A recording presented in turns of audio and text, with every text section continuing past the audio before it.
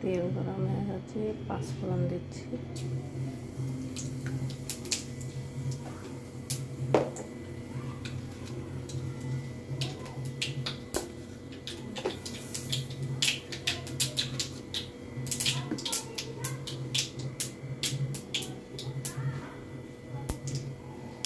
Tomato, কাঁচা লঙ্কা,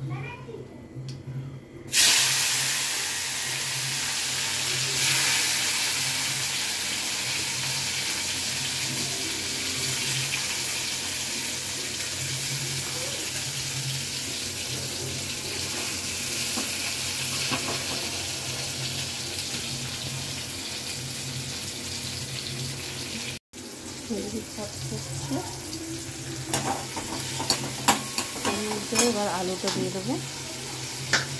ভালো করে ধুয়ে রেখে দিয়েছি আলু।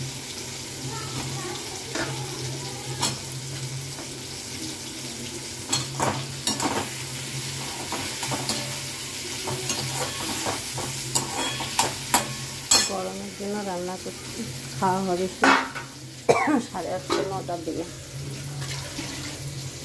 ঘর গরম হয়ে যায় না, সেই জন্য রান্না করে রেখে দিচ্ছি। বুঝতে পারছেন বন্ধুরা? এটা কেন করি, এর মধ্যে এখন লবণ দেবো।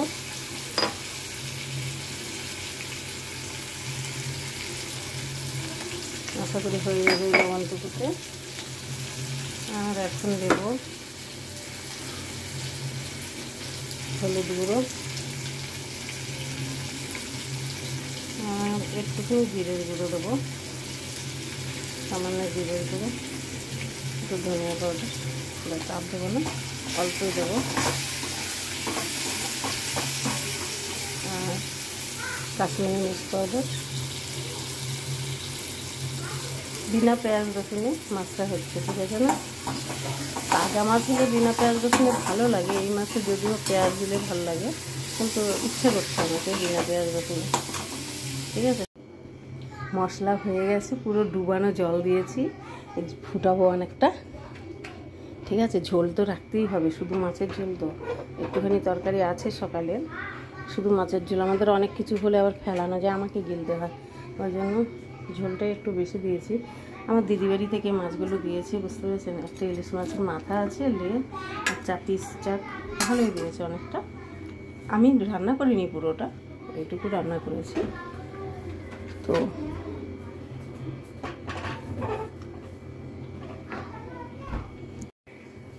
এবার এর মধ্যে মাছ দিয়ে দেবো।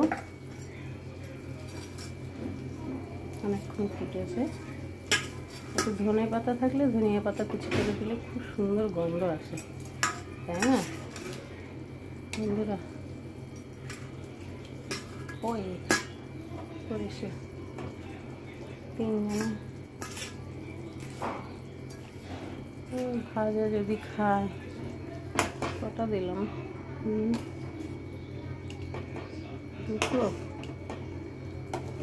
দুটো মাছ, এই একটা দিয়ে দেবো না, 3টে মাছ দিয়ে দিলাম, 3।